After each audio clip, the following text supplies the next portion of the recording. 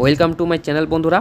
তো তোমরা যারা যারা ডাব্লিউবি গ্রাম পঞ্চায়েতে জিকে পার্টে 10-এ 10 পেতে চাও তারা অবশ্যই এই ভিডিওটা প্রথম থেকে শেষ পর্যন্ত দেখবে, কেননা এই ভিডিওতে আমি আলোচনা করব 50টি গুরুত্বপূর্ণ জিকে এমসিকিউ প্রশ্ন গ্রাম পঞ্চায়েতের জন্য। আর এর আগে আমি ডাব্লিউবি গ্রাম পঞ্চায়েত সংক্রান্ত এই 52টি প্র্যাকটিস সেট বানিয়ে রেখেছি জিকে প্রশ্নের। আজকের এই ভিডিওটা মূলত 53তম প্র্যাকটিস সেট। আর ভিডিও শেষে অবশ্যই জানাবে যে তোমরা এই 50টি প্রশ্নের মধ্যে কতগুলি প্রশ্নের উত্তর দিতে পারলে। আর এই পিডিএফটা যদি তোমরা নিতে চাও তো অবশ্যই টেলিগ্রাম চ্যানেলে আমাদের যুক্ত হয়ে যাও। তো চলো শুরু করি। তো দেখো, আজকে আমাদের প্রথম প্রশ্ন রয়েছে, ভারতে 2011 সালে জনগণনা হয়েছিল, তো সেই জনগণনা অনুসারে কোন কেন্দ্রশাসিত অঞ্চলে মহিলা সাক্ষরতার হার সর্বোচ্চ ছিল?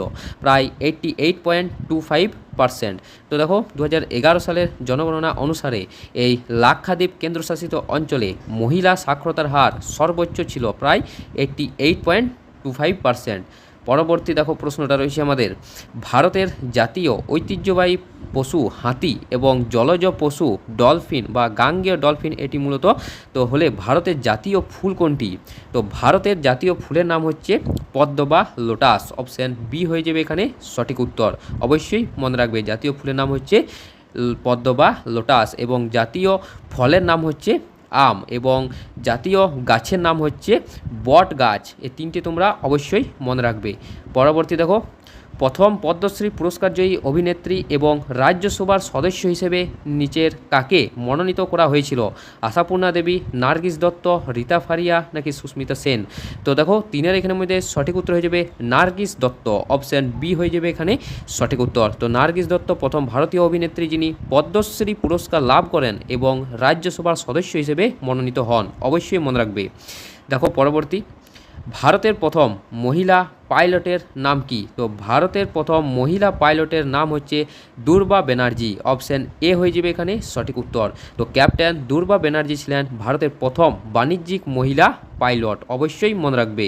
দেখো পরবর্তী প্রশ্ন, কলকাতা হাইকোর্টের প্রথম ভারতীয় বিচারপতি কে ছিলেন? তো দেখো, কলকাতা হাইকোর্টের প্রথম ভারতীয় বিচারপতির নাম হচ্ছে রমাপ্রসাদ রায়। অপশান এ হয়ে যাবে এখানে সঠিক উত্তর। তো কলকাতা হাইকোর্টের প্রথম ভারতীয় বিচারপতি হিসেবে রমাপ্রসাদ রায় মনোনীত হয়েছিলেন, যদিও তিনি কার্যভার গ্রহণের আগেই প্রয়াত হন। দেখো 6 নম্বর প্রশ্ন আমাদের, ভারতের প্রথম medical college Kolkata medical college. অবশ্যই মনে রাখবে, ভারতের প্রথম মেডিকেল কলেজের নাম হচ্ছে কলকাতা মেডিকেল কলেজ। এটি কত সালে প্রতিষ্ঠিত হয়েছিল? তো এখানে সঠিক উত্তর হয়ে যাবে 1835 সালে। অপশান বি হয়ে যাবে এখানে সঠিক উত্তর। তো লর্ড উইলিয়াম বেন্টিংয়ের উদ্যোগে এই 1835 সালে কলকাতা মেডিকেল কলেজটি প্রতিষ্ঠিত হয়। পরবর্তী 7 নম্বর আমাদের প্রশ্ন, ভারতের প্রথম চটকল 1855 সালে পশ্চিমবঙ্গের কোন স্থানে স্থাপিত হয়েছিল? তো দেখো, 7-এর এখানের মধ্যে সঠিক উত্তর হয়ে যাবে রিসরা, যেটি হুগলিতে অবস্থিত। অপশান বি হয়ে যাবে এখানে সঠিক উত্তর। তো এই 1855 সালে জর্জ অকল্যান্ডের উদ্যোগে হুগলির রিসরাতে ভারতের প্রথম চটকল বা জুট মিল স্থাপিত হয়েছিল। দেখো পরবর্তী, আয়তনের দিক থেকে ভারতের বৃহত্তম প্রতিবেশী দেশ কোনটি? তো আয়তনের দিক থেকে ভারতের বৃহত্তম প্রতিবেশী দেশের নাম হচ্ছে চীন। অপশান সি হয়ে যাবে এখানে সঠিক উত্তর। তো ভৌগোলিক আয়তনের দিক থেকে চীন হলো ভারতের বৃহত্তম প্রতিবেশী রাষ্ট্র। পরবর্তী 9 নম্বর প্রশ্ন আমাদের, ভারতের উচ্চতম বিমানবন্দরের নাম কি? তো ভারতের উচ্চতম অর্থাৎ সর্বোচ্চ বিমানবন্দরের নাম হচ্ছে লে বিমানবন্দর, যেটি লাদাখে অবস্থিত। অপশান বি হয়ে যাবে এখানে সঠিক উত্তর। দেখো পরবর্তী প্রশ্ন 10 নম্বর, ভারতের কোন রাজ্যে তপশিলি জাতি বা এসসি শিডিউল কাস্ট জনসংখ্যা সবচেয়ে কম রয়েছে? তো দেখো, সবচেয়ে কম রয়েছে এখানে মিজোরামে। অপশান বি হয়ে যাবে এখানে সঠিক উত্তর।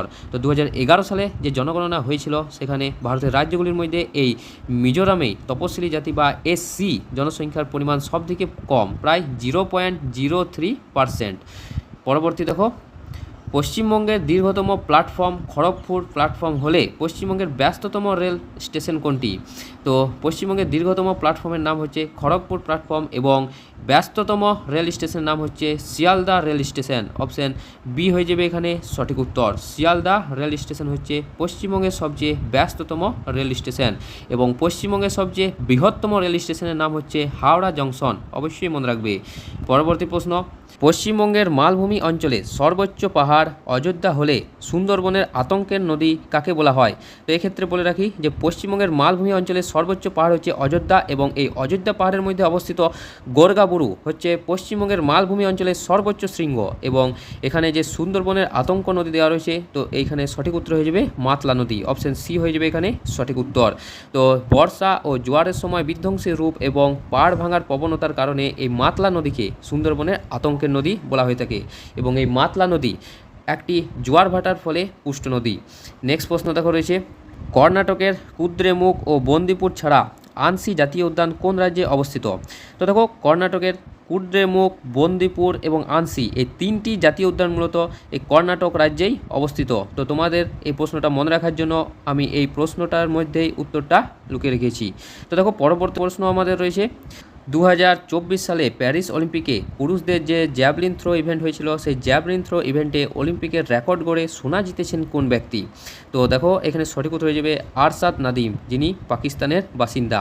তিনি এই জ্যাভলিন থ্রোতে 92.97 মিটার জ্যাভলিন থ্রোয়ে অলিম্পিকের রেকর্ড তৈরি করেছে এবং তিনি সোনা জিতে নিয়েছেন। এবং আমাদের গোল্ডেন বয় নীরজ চোপড়া, তিনি মূলত রূপো পদক জিতে নিয়েছে এই জ্যাভলিন থ্রো ইভেন্টে।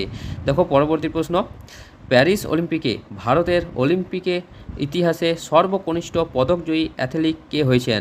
তো প্যারিস অলিম্পিকে ভারতের অলিম্পিক ইতিহাসে সর্বকনিষ্ঠ পদকজয়ী অ্যাথলিট হচ্ছে আমন সেহরাওয়াত, অপশান বি হয়ে যাবে এখানে সঠিক উত্তর। তো কুস্তিগির আমন সেহরাওয়াত 21 বছর বয়সে, মাত্র 21 বছর বয়সে তিনি ব্রোঞ্জ পদক জিতে ভারতের সর্বকনিষ্ঠ একক অলিম্পিক পদকজয়ী হন।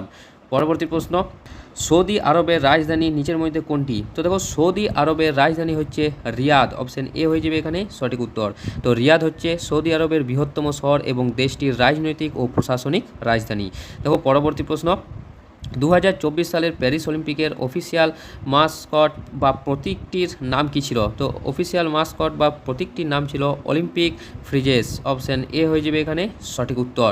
তো এই মাস্কটটির ঐতিহ্যবাহী ফরাসি টুপি ফ্রিজিয়ান ক্যাপ এর আদলে তৈরি করা হয়েছিল। দেখো পরবর্তী প্রশ্ন, ঐতিহাসিক চোল মন্দিরসমূহ কত সালে ইউনেস্কো ওয়ার্ল্ড হেরিটেজ সাইটের অন্তর্ভুক্ত হয়? তো ঐতিহাসিক এই চোল মন্দিরসমূহ মূলত ইউনেস্কো ওয়ার্ল্ড হেরিটেজ সাইটের অন্তর্ভুক্ত হয় 1987 সালে, অবশ্যই মনে রাখবে 1987 সালে।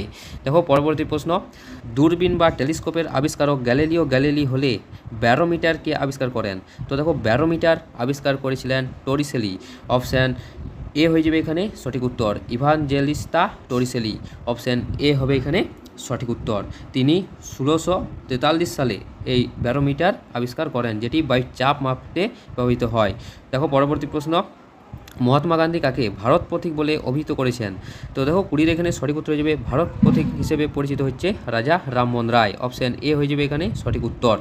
পরবর্তী প্রশ্ন, মাকড়সা থেকে অতিরিক্ত ভয় পাওয়া বা মাকড়সা ভীতিকে চিকিৎসা বিজ্ঞানের ভাষায় কি বলা হয়? খুবই গুরুত্বপূর্ণ প্রশ্ন। তো মাকড়সাজনিত ভীতিকে চিকিৎসা বিজ্ঞানের ভাষায় মূলত বলা হয় এরাকোনোফোবিয়া, অপশান বি হয়ে যাবে এখানে সঠিক উত্তর। তো এরাকোনোফোবিয়া শব্দটি গ্রিক শব্দ থেকে এসেছে, যা মাকড়সার প্রতি চরম বা অযৌক্তিক ভয়কে নির্দেশ করে থাকে।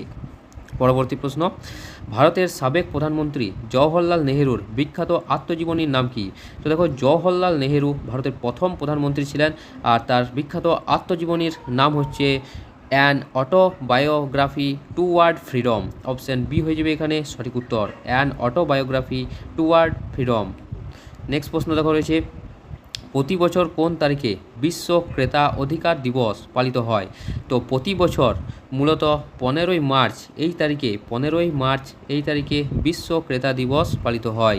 তো ক্রেতাদের অধিকার ও সচেতনতা বাড়াতে প্রতি বছর এই 15ই মার্চ বিশ্বজুড়ে ভোক্তা বা ক্রেতা অধিকার দিবস পালিত হয়। পরবর্তী প্রশ্ন, উন্নত ও আধুনিক উপায়ে ফল ফুল ও সবজির চাষকে সাধারণত কী বলা হয়ে থাকে? তো উন্নত ও আধুনিক উপায়ে ফল ফুল এবং সবজির সামগ্রিক চাষকে মূলত বলা হয় হর্টিকালচার, অবশ্যই মনে রাখবে হর্টিকালচার বলা হয়ে থাকে। পরবর্তী প্রশ্ন, সাহিত্যিক সমরেশ বসুর বিখ্যাত ছদ্মনাম কোনটি ছিল? তো বিখ্যাত সমরেশ বসুর বিখ্যাত ছদ্মনাম হচ্ছে এখানে কালকুট, অপশান এ হয়ে যাবে এখানে সঠিক উত্তর কালকুট বা ভ্রমর।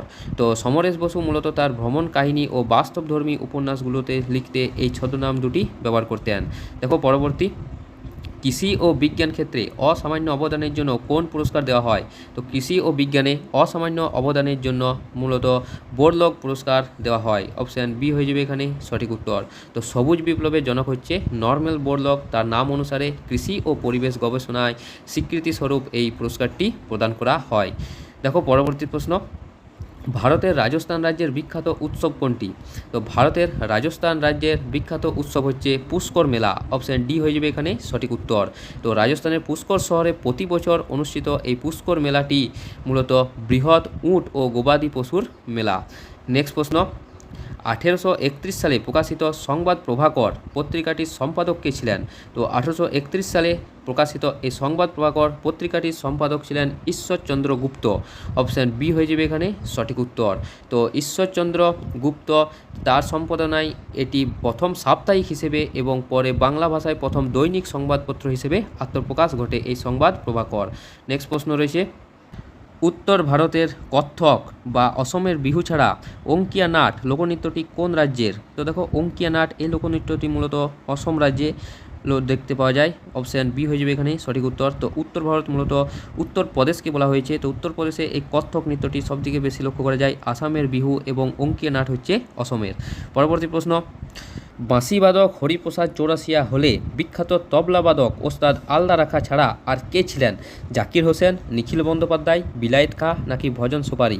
তো দেখো 30-এর এখানে সঠিক উত্তর হয়ে যাবে জাকির হোসেন। অপশান এ হয়ে যাবে এখানে সঠিক উত্তর। তো মহাপুরুষ জাকির হোসেন, ওস্তাদ জাকির হোসেন হলেন ওস্তাদ আলদা রাখা খাঁয়ের পুত্র এবং ভারতের একজন বিশ্ববিখ্যাত তবলাবাদক। অবশ্যই মনে রাখবে। নেক্সট প্রশ্ন রয়েছে, রাইফেল শুটিং খেলার সাথে যুক্ত বিখ্যাত পরিভাষা বুলস আই হলে বক্সিং খেলার সাথে যুক্ত বিখ্যাত পরিভাষা কোনটি নিচের মধ্যে? তো বক্সিং খেলার সাথে যুক্ত নিচের মধ্যে পরিভাষাটি হচ্ছে এখানে নক আউট। অপশান সি হয়ে যাবে এখানে সঠিক উত্তর। তো বক্সিং খেলায় যখন কোনো প্রতিযোগী প্রতিপক্ষের আঘাতে নির্দিষ্ট সময় পর্যন্ত উঠতে ব্যর্থ হয় তখন তাকে নক আউট বলা হয়ে থাকে। নেক্সট প্রশ্ন রয়েছে, এই ফিফা বিশ্বকাপ 2034 সালে এটি কোথায় অনুষ্ঠিত হবে? তো 2026 সালে ফিফা অনুষ্ঠিত হয়েছে, এরপর 2030 সালে ফিফা অনুষ্ঠিত হবে, তারপরে 2034 সালে যে ফিফা গেমসটি অনুষ্ঠিত হবে সেটি মূলত সৌদি আরবে অনুষ্ঠিত হবে। অপশান সি হয়ে যাবে এখানে সঠিক উত্তর। তো আন্তর্জাতিক ফুটবল নিয়ন্ত্রক সংস্থা ফিফা এর ঘোষণা অনুযায়ী 2034 সালে বিশ্বকাপটি সৌদি আরবে আয়োজিত হবে। নেক্সট প্রশ্ন রয়েছে, 2025 সালে রসায়নে নোবেল পুরস্কার সুসুমু কিতাগাওয়া ও ওমার এম ইয়াগির সাথে কে পেয়েছেন? তো 33-এর এখানে সঠিক উত্তর হয়ে যাবে option A Richard Robson. Option A হয়ে যাবে এখানে সঠিক উত্তর। তো মেটাল অর্গানিক ফ্রেমওয়ার্ক উন্নয়নের অসামান্য অবদানের জন্য তারা যৌথভাবে রসায়নে এই নোবেল পুরস্কারটি লাভ করেন। পরবর্তী প্রশ্ন, উড়িষ্যার হীরাকুন্ড বাঁধ মহানদীর উপর অবস্থিত হলে ছত্তিশগড়ের চিত্রকূট জলপ্রপাত কোন নদীর উপর অবস্থিত? তো ছত্তিশগড়ের চিত্রকূট জলপ্রপাতকে মূলত ভারতের নায়াগ্রা জলপ্রপাত বলা হয়, কেননা এই চিত্র জলপ্রপাতটি নায়াগ্রা জলপ্রপাতের মতনই চওড়া, তাই এই চিত্র জলপ্রপাতকে ভারতের নায়াগ্রা বলা হয়। আর এই চিত্রকূট জলপ্রপাতটি মূলত অবস্থিত ইন্দ্রাবতী নদীর উপর। অপশান বি হয়ে যাবে এখানে সঠিক উত্তর। তো ছত্তিশগড়ের বস্তার জেলায় ইন্দ্রাবতী নদীর উপর অবস্থিত এই জলপ্রপাতটি তার আকৃতির জন্য ভারতের নায়াগ্রা বলা হয়। পরবর্তী প্রশ্ন, ভারতের কোন রাজ্যটিকে উদীয়মান সূর্যের দেশ বা land of the rising sun বলা হয়ে থাকে?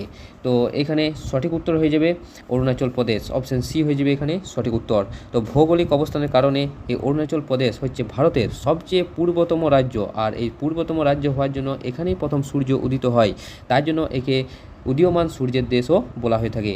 নেক্সট প্রশ্ন রয়েছে, শিখদের চতুর্থ গুরু রামদাসকে স্বর্ণ মন্দির গড়ে তোলার জন্য জমি দান করেছিলেন কোন মুঘল সম্রাট? তো দেখো এখানে সঠিক উত্তর হয়ে যাবে সম্রাট আকবর। অপশান বি হয়ে যাবে এখানে সঠিক উত্তর। তো মুঘল সম্রাট আকবর শিখ গুরু রামদাসের প্রতি শ্রদ্ধাশীল হয়ে বর্তমানে অমৃতসরের এই জমিটি উপহার দিয়েছিলেন। পরবর্তী প্রশ্ন রয়েছে আমাদের, আফজল খাঁকে ছত্রপতি শিবাজী মহারাজ কী দিয়ে হত্যা করেছিলেন? তলোয়ার, বাগনক, কামান নাকি বল্লম? তো দেখো আফজল খাঁকে ছত্রপতি শিবাজী মহারাজ মূলত হত্যা করেছিলেন বাগনকের সাহায্যে। অপশান বি হয়ে যাবে এখানে সঠিক উত্তর। তো শিবাজী মহারাজ 1659 সালে প্রতাপগড়ের যুদ্ধে বাগনক নামক এক বিশেষ গোপন অস্ত্র ব্যবহার করে আফজল খাঁকে হত্যা করেছিলেন। পরবর্তী প্রশ্ন, লর্ড হেস্টিং কোন ঐতিহাসিক দস্যু দল সম্পূর্ণ দমিত করেছিলেন? তো দেখো 38-এর এখানে সঠিক উত্তর হয়ে যাবে পিন্ডারি দস্যুদের। অপশান এ হয়ে যাবে এখানে সঠিক উত্তর। তো গভর্নর জেনারেল লর্ড ওয়ারেন হেস্টিংয়ের আমলে 1817 থেকে 1818 সালে পিন্ডারি যুদ্ধ পরিচালনার মাধ্যমে এই পিন্ডারি দস্যুদের সম্পূর্ণভাবে দমন করে। নেক্সট প্রশ্ন, 1857 সালে মহাবিদ্রোহকে নিচের কোন বিখ্যাত ব্রিটিশ রাজনৈতিক জাতীয় বিদ্রোহ বলে অভিহিত করেছেন? তো 39-এর এখানে সঠিক উত্তর হয়ে যাবে ডিসরেলি। অপশান বি হয়ে যাবে এখানে সঠিক উত্তর, ডিসরেলি। নেক্সট প্রশ্ন রয়েছে, ফরাজি আন্দোলনের মূল প্রতিষ্ঠাতা বা প্রবর্তক কে ছিলেন? তো দেখো ফরাজি আন্দোলনের মূল প্রতিষ্ঠাতা বা প্রবর্তক ছিলেন হাজি শরীয়ত উল্লাহ এবং দুদু মিয়া। অপশান এ হয়ে যাবে এখানে সঠিক উত্তর। তো হাজি শরীয়তুল্লাহ বাংলার এই ধর্মীয় সামাজিক সংস্কার আন্দোলন শুরু করেন এবং তার মৃত্যুর পর তার পুত্র এই দুদু মিয়া তার হাল ধরেন। নেক্সট প্রশ্ন রয়েছে, আরশোলা বা অন্যান্য পতঙ্গদের প্রধান রেচনাঙ্গের নাম কি? তো আরশোলা এবং অন্যান্য যে পতঙ্গ রয়েছে তো তাদের প্রধান রেচনাঙ্গের নাম হচ্ছে ম্যালপিজিয়ান নালিকা। অপশান বি হয়ে যাবে এখানে সঠিক উত্তর। তো আরশোলার পাচনতন্ত্রের সাথে যুক্ত সুতোর মতো ম্যালপিজিয়ান নালিকা রক্ত থেকে নাইট্রোজেন ঘটিত বর্জ্য পদার্থ নিষ্কাশন করে। নেক্সট প্রশ্ন, পদার্থবিদ্যার বা পদার্থবিজ্ঞানের ইতিহাসে পরমাণুর গুরুত্বপূর্ণ কণা ইলেকট্রন কে আবিষ্কার করেন? তো ইলেকট্রনের আবিষ্কারক ছিলেন জে থমসন। অপশান এ হয়ে যাবে এখানে সঠিক উত্তর। জে থমসন 1897 সালে স্যার ক্যাথোড রশ্মি দিয়ে পরীক্ষা নিরীক্ষা করার সময় ইলেকট্রন আবিষ্কার করেন। নেক্সট প্রশ্ন রয়েছে, ঊর্ধ্ব গুরুমণ্ডল। তো ঊর্ধ্ব গুরুমণ্ডল এবং নিম্ন গুরুমণ্ডলের মধ্যবর্তী সীমানাকে কোন বিযুক্তি রেখা বলা হয়? তো দেখো ঊর্ধ্ব গুরুমণ্ডল এবং নিম্ন গুরুমণ্ডলের মাঝে যে সীমানা রেখাটি বা বিযুক্ত রেখাটি রয়েছে সেটির নাম হচ্ছে রেপিটটি বিযুক্ত রেখা। অপশান সি হয়ে যাবে এখানে সঠিক উত্তর। নেক্সট প্রশ্ন রয়েছে, নিউ ক্যালেডোনিয়া লেগুন পৃথিবীর কোন ধরনের প্রাকৃতিক বৈশিষ্ট্যের বৃহত্তম উদাহরণ? তো দেখো নিউ ক্যালেডোনিয়া লেগুন এটি হচ্ছে পৃথিবীর বৃহত্তম উপহ্রদ। অপশান বি হয়ে যাবে এখানে সঠিক উত্তর। তো প্রশান্ত মহাসাগরে অবস্থিত নিউ ক্যালেডোনিয়া এই সামুদ্রিক লেগুনটি বা উপহ্রদটি বিশ্বের অন্যতম বৃহত্তম এবং বৈচিত্র্যময় প্রবাল প্রাচীরে ঘেরা অঞ্চলের উদাহরণ। নেক্সট প্রশ্ন রয়েছে, কাবেরী নদীর বদ্বীপ অঞ্চল দক্ষিণ ভারতে কী নামে পরিচিত? তো কাবেরী নদীর বদ্বীপ অঞ্চল দক্ষিণ ভারতে মূলত হলো দক্ষিণ ভারতের শস্য ভাণ্ডার নামে পরিচিত। অপশান এ হয়ে যাবে এখানে সঠিক উত্তর। কেননা এই কাবেরী বদ্বীপ অঞ্চলে প্রচুর পরিমাণে ধান উৎপাদিত হয় বলে এই দক্ষিণ ভারতের শস্য ভাণ্ডারও বলা হয়ে থাকে এই কাবেরী নদীর বদ্বীপ অঞ্চলকে। নেক্সট প্রশ্ন রয়েছে, আসামের পাহাড়ি অঞ্চলে জঙ্গল পুড়িয়ে অস্থায়ীভাবে করা কৃষি কাজকে উত্তর পূর্ব ভারতে কী বলা হয়ে থাকে? তো আসামের পাহাড়ি অঞ্চলে জঙ্গল পুড়িয়ে যে অস্থায়ীভাবে কৃষিকাজ করা হয় তা উত্তর পূর্ব ভারতে ঝুম চাষ বলা হয়ে থাকে। ঝুম চাষ হচ্ছে এক জায়গায় জঙ্গল সাফ করে সেখানে চাষাবাদ করে সেখানে যদি জমির উর্বরতা কমে যায় তাহলে সেখান থেকে তারা অন্য স্থানে স্থানান্তরিত হয়, তার জন্য এই স্থানান্তর কৃষির নাম হচ্ছে ঝুম চাষ। নেক্সট প্রশ্ন রয়েছে, ডিপি ধর কোন পঞ্চবার্ষিকী পরিকল্পনার খসড়া প্রস্তাব করেছিলেন? তো দেখো 47-এর এখানে সঠিক উত্তর হয়ে যাবে পঞ্চম পঞ্চবার্ষিকী পরিকল্পনা। অপশান ডি হয়ে যাবে এখানে সঠিক উত্তর। তো পঞ্চম পঞ্চবার্ষিকী পরিকল্পনা যেটি হয়েছিল মূলত 1974 সাল থেকে 1979 সাল পর্যন্ত, অবশ্যই মনে রাখবে। দেখো নেক্সট প্রশ্ন, জীবদেহের বাহ্যিক আকার ও গঠন সংক্রান্ত প্রাকৃতিক বিজ্ঞানকে চিকিৎসা বিজ্ঞানের ভাষায় কী বলা হয়ে থাকে? তো জীবদেহের বাহ্যিক আকার ও গঠন সংক্রান্ত প্রাকৃতিক বিজ্ঞানকে চিকিৎসা বিজ্ঞানে মরফোলজি বলা হয়ে থাকে। অপশান বি হয়ে যাবে এখানে সঠিক উত্তর। পরবর্তী প্রশ্ন, উদ্ভিদ কোষপ্রাচীরের মূল বা মুখ্য উপাদানের নিচের কোনটিকে গণ্য করা হয়ে থাকে? তো উদ্ভিদের কোষপ্রাচীরের মুখ্য উপাদান হিসেবে মূলত সেলুলোজকে গণ্য করা হয়ে থাকে। অপশান এ হয়ে যাবে এখানে সঠিক উত্তর। তো উদ্ভিদ কোষের প্রাচীরটি মূলত সেলুলোজ নামক একটি জটিল কার্বোহাইড্রেট বা শর্করা জাতীয় উপাদান দ্বারা গঠিত হয়। পরবর্তী এবং আমাদের নেক্সট শেষ প্রশ্ন, মানুষের চোখের বিভিন্ন অংশের মাধ্যমে বস্তুর সবচেয়ে স্পষ্ট প্রতিবিম্ব অক্ষিগোলকের কোন অংশে গঠিত হয়? তো অক্ষিগোলকের মূলত ইয়েলো স্পটে গঠিত হয়। অপশান বি হয়ে যাবে এখানে সঠিক উত্তর। তো রেটিনায় ইয়েলো স্পট বা পিতবিন্দুতে প্রচুর আলোক সংবেদী কোষ থাকায় এখানে সবচেয়ে স্পষ্ট প্রতিবিম্ব তৈরি হতে দেখা যায়। তো বন্ধুরা, এই ছিল আমাদের ডাব্লিউবি গ্রাম পঞ্চায়েতের জন্য 50টি গুরুত্বপূর্ণ জিকে প্রশ্ন। আশা করি তোমাদের কাছে এই ভিডিওটা ভালো লেগেছে। ভিডিওটা ভালো লেগে থাকলে অবশ্যই লাইক করে দাও, আর ভিডিও শেষে অবশ্যই জানাও যে তোমরা এই 50টি প্রশ্নের মধ্যে কতগুলি প্রশ্নের উত্তর দিতে পারলে। তো দেখা হচ্ছে পরের একটা নতুন প্র্যাকটিস সেট নিয়ে। ধন্যবাদ।